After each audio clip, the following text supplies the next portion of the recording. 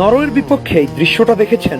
Neymar পেনাল্টিটা নেয়ার আগে নরওয়ের গোলকিপার তাকে স্লেজিং করছিল, নেইমারও দিচ্ছিলেন পাল্টা জবাব। তবে খানিকটা চুপ করে মনে মনে হয়তো বলছিলেন, তোমার মতো গোলকিপার আমাকে নিয়ে টিটকারি মারছো, দাঁড়াও দেখাচ্ছি মজা। পেনাল্টিতে নেইমার শুধু গোলই করেননি, নরওয়েজিয়ান গোলকিপারকে রীতিমতো হিউমিলিয়েট করেছেন। এই সেই গোলকিপার যিনি পুরো ম্যাচে দারুণ খেলেছেন, একটা পেনাল্টি পর্যন্ত ঠেকিয়েছেন। গোল করে গোলকিপারকে বুঝিয়ে দিয়েছেন, আমি নেইমার, আমি অন্যদের মতো নই, আমি প্রাইম ফেলে এসেছি, ফুরিয়ে যায়নি, নেইমার ফুরায় না। দুই হাত উপরে তুলে কাঁদছেন নেইমার। সৃষ্টিকর্তার কাছে কি কোনো বিচার দিচ্ছেন তিনি? কেঁদে কেঁদে কি বলছেন, আমি আজন্মকাল শুধু কেঁদেই গেলাম আমার দুঃখে ভরা এই কপালের জন্য। শেষবার ব্রাজিলের হলুদ জার্সি গায়ে জড়ালেন, গোল করলেন, তারপর বললেন বিদায়। আমেরিকার এই মেডলাইফ স্টেডিয়ামে 2010 সালে শুরু করেছিলেন নেইমার। অগস্ট মাসে এই মাঠেই তিনি পেয়েছিলেন তার প্রথম গোল। আর 16 বছর পর আমেরিকার সেই মেডলাইফ স্টেডিয়াম থেকেই বিদায় জানালেন এই মুকুটহীন রাজা। চেষ্টা করলেন গোল দিয়ে, কিন্তু তার মাথায় আর মুকুট পরা হলো না। কাঁদতে কাঁদতে শেষবারের মতো ব্রাজিলের হয়ে মাঠ ছাড়লেন তিনি। তারপর স্টেডিয়ামেই ঘোষণা দিলেন, আমি অনেক চেষ্টা করেছি, বারবার হারিয়ে গিয়েছি, বারবার ফিরে আসার চেষ্টা করেছি, কিন্তু আর পারছি না, এখানেই শেষ।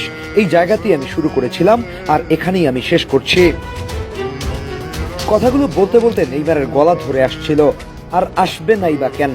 গত 16টা বছর যে তিনি ব্রাজিলকে দিয়ে গেছেন দুহাত ভরে, এই বিশ্বকাপে একটা গোল করলেন। হাই ভোল্টেজ ম্যাচ ছিল এটা, আর এখানেই হার মেনে গেছেন নেইমার। শুরু করেছিলেন 2010 সালে, স্বপ্ন ছিল ব্রাজিল দলকে জেতাবেন বিশ্বকাপ। 2014 বিশ্বকাপের আগে কনফেডারেশন কাপ জিতিয়ে সেই স্বপ্নকে আরো কাছাকাছি নিয়ে এসেছিলেন। দলকে নিয়ে গিয়েছিলেন নিজ দেশের মাটিতে সেমিফাইনালে, কিন্তু তার সেই ইনজুরি যা তাকে ছিটকে দিল ব্রাজিল বিশ্বকাপ থেকে, আর দলকে উপহার দিল ইতিহাসের সবচেয়ে লজ্জাজনক এক অধ্যায়ের। 2018 বিশ্বকাপ, 2022 বিশ্বকাপ একই চিত্র। নেইমারই টানলেন পুরো দলকে। এই টানতে টানতে ব্রাজিলের হয়ে 130 ম্যাচ খেলা নেইমার গোল করেছেন 80টি, যা তাকে ব্রাজিলের ইতিহাসে সর্বকালের সেরা গোল স্কোরার বানিয়েছে। পেলের থেকেও বেশি গোল করেছেন তিনি।